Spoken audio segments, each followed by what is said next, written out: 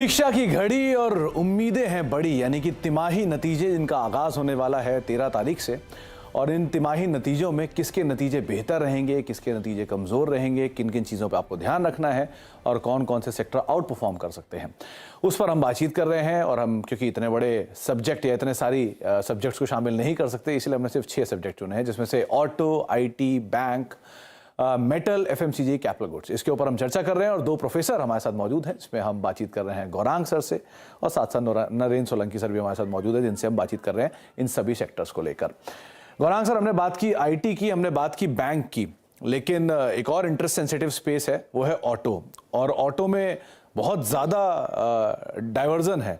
2 wheeler का अलग performance, passenger vehicle का अलग परफॉर्मेंस, कमर्शियल व्हीकल का अलग परफॉर्मेंस, एक्सपोर्ट ओरिएंटेड कंपनियों का अलग परफॉर्मेंस। तो इसमें कैसे पिक एंड चूज करा जाए? तो पहले तो मैं क्षमा चाहूंगा, मैंने जब बैंकिंग की बात की तो कुछ नाम नहीं बताया, वो बता देता हूं जल्दी से। सरकारी बैंकों में state bank of India, Canara bank और बैंक ऑफ बड़ौदा, ये आधार है पसंदगी का। निजी क्षेत्र की बैंकों में हमें HDFC bank, axis bank, ICICI bank, IndusInd bank और कोटक बैंक। NBFCs में Bajaj finance, M&M finance, LIC housing finance, AU small finance, Ujjivan small finance जैसी जो कंपनियां हैं, चोलामंडलम जैसी कंपनियां, ये सब पसंद आती है। रही बात अब ऑटो क्षेत्र की, तो एक दौर था, सुमित आपको याद होगा, मेरे ख्याल से साल भर समय हुआ है, जब सेमीकंडक्टर चिप यानी कि चिप्स और सप्लाई साइड लॉजिस्टिक को लेकर के काफी दिक्कतें थी।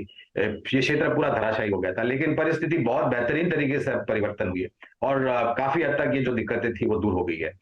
दिल्ली में मेरे ख्याल से जनवरी में ऑटो एक्सपो हुआ था। वहां पर जिस तरीके से सभी कंपनियों ने नए लॉन्चेस को लेकर के घोषणाएं की, भविष्य में आने वाले नई टेक्नोलॉजी को लेकर के जो लॉन्चेस हो गए उसकी बातें करी, महीने दर महीने जो बिक्री के आंकड़े आए, अभी जो आप जिक्र कर रहे थे, कहीं पर कम आए, कहीं पर अच्छे आए, कहीं पर उम्मीद के बराबर आए।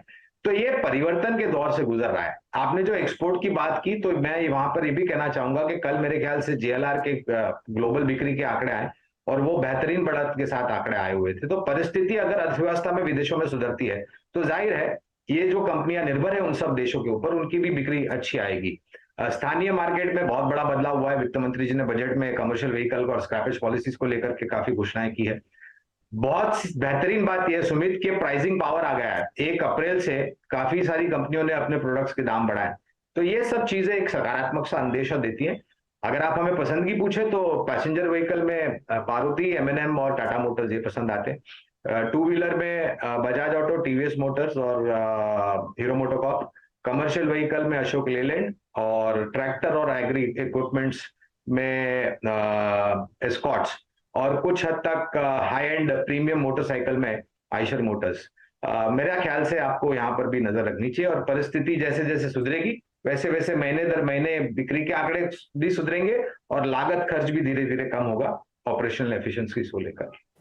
तो लागत में कमी आएगी, पिकअप आएगा, और ये कुछ पिक्स जो कि गौरांग मान रहे हैं कि ये इस तिमाही में इनके ऊपर आप नजर रख सकते हैं, ये कुछ हद तक फोकस एरिया रहने वाले हैं।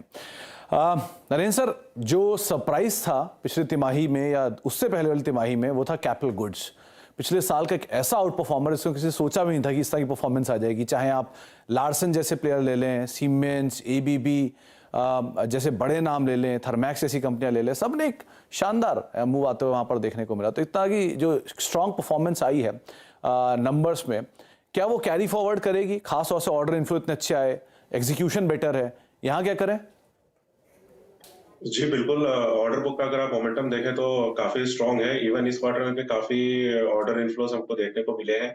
और इसमें डिमांड साइड में देखें तो इसमें 2-3 फैक्टर्स है जो इम्पोर्टेंट इनके फेवर में काम कर रहे हैं। वो एक तो गवर्नमेंट का जो कैपिटल एक्सपेंडिचर है और जिस हिसाब से उनके प्लान्स है अनाउंसमेंट, उस हिसाब से ये सेक्टर में ये ऑर्डर इनफ्लो कंटिन्यू रहने वाला है। और दूसरा जो ट्रेंड हमको देखने को मिल रहा है उसमें खास बात ये है कि जो ग्लोबल MNCs हैं उनका जो खुद का जो कंजम्पशन है वो आउटसोर्स हो रहा है। तो इसमें एक आउटसोर्सिंग अपॉर्चुनिटी भी काफी क्रिएट होके आ रही है इस सेक्टर के अंदर, जो मिड कैप कंपनीज को काफी बेनिफिट कर रही है। और इसमें कैपिटल गुड्स क्योंकि ब्रॉड सेक्टर है तो इसमें मैं इंक्लूड करूंगा जो कंज्यूमेबल्स हैं और जो एंसिलरी चीजें जैसे फॉर्जिंग कंपनीज हो गई, बेयरिंग्स हो गई, तो ये टाइप में जितनी भी कंपनीज है उनका आउटसोर्सिंग अपॉर्चुनिटी काफी ज्यादा इंप्रूव होके आ रहा है। तो नॉट ओनली बड़े प्लेयर्स, इवन जो मिड प्लेयर्स हैं वो भी काफी अच्छा परफॉर्मेंस अपना दिखाते रहेंगे और जारी रहेगा।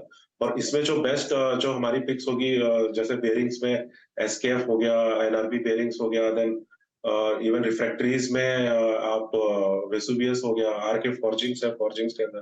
तो इस टाइप की जो सेगमेंट्स है कैपिटल गुड्स के अंदर भी वो काफी